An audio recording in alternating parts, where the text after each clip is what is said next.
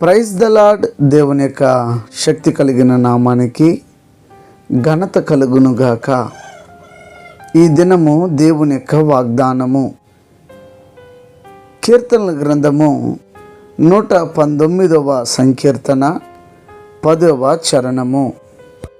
నా పూర్ణ హృదయముతో నిన్ను నేను వెదికి ఉన్నాను, నన్ను నీవు నీ ఆజ్ఞలను విడిచి తిరగనీయకము అని ఇక్కడ భక్తుడు తెలియచేస్తున్నాడు. దేవాతి దేవుడిని భక్తుడు పూర్ణ హృదయంతో వెతికాడు. అయితే అయ్యా, నీ తట్టు నుండి నన్ను తిరగనీయొద్దు అని చెప్పి దేవుని దగ్గర ప్రార్థన చేస్తున్నటువంటి ఒక ప్రార్థన వాక్యములను మనము ఈ దినము వింటున్నాం. అయితే భక్తుడు ఎలాగైతే దేవునికి దగ్గరగా ఉండాలని భక్తుడు ఆశపడి ఈ మాట అన్నాడో, ఈ ఆశ ఈ దిన క్రైస్తవ జీవితాన్ని జీవిస్తున్నటువంటి మనకు ఉన్నదా అని మనము ప్రశ్నించుకోవాలి. ఎందుకంటే పూర్ణ హృదయముతో నిన్ను నేను వెతికి ఉన్నాను అని భక్తుడు అంటాడు. ఒక రాజు అయి ఉండి ఆ రాజు ఈ మాట అంటున్నాడు. అయితే మనము దేవుణ్ణి పూర్ణ హృదయంతో వెతుకుతున్నామా అంటే, మనకి కష్టం వచ్చినప్పుడు వెతుకుతాం, దుఃఖం వచ్చినప్పుడు వెతుకుతాం, అవసరం ఉన్నప్పుడు వెతుకుతాం, మిగిలినప్పుడు దేవుడు లేదు, ఏమీ లేదని చెప్పి మరి ముందుకు వెళ్ళిపోతూ ఉన్నాం, నిరాకరిస్తున్నాం. అయితే అవసరాన్ని బట్టి దేవుణ్ణి ప్రార్థిస్తున్నాం. అయితే ఇక్కడ భక్తుడు అంటాడు, నా పూర్ణ హృదయంతో నేను వెతికి ఉన్నానని. పూర్ణ హృదయంతో మనం దేవుణ్ణి వెతుకుతున్నామా? ఒకవేళ వెతకకపోతే వెతకండి.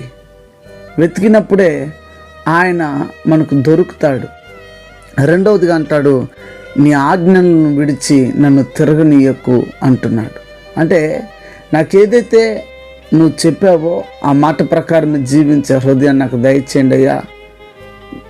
నీ మనసుని నీవిచ్చిన వాక్యం ప్రకారం, ఆజ్ఞ ప్రకారం జీవించే హృదయాన్ని నాకు ఇవ్వండి అని చెప్పి భక్తుడు ఎలాగైతే దేవుని దగ్గర ప్రార్థన చేస్తున్నాడో, ఎప్పుడు దేవుని మాటకి, దేవుని యొక్క వాక్యానికి లోబడి జీవిద్దాం. దావీదు వలె మనము పూర్ణ హృదయంతో దేవుని వెతుకుదాం, దైవాశీర్వాదములు పొందుకుందాం. ప్రార్థన చేద్దామా? ప్రార్థన.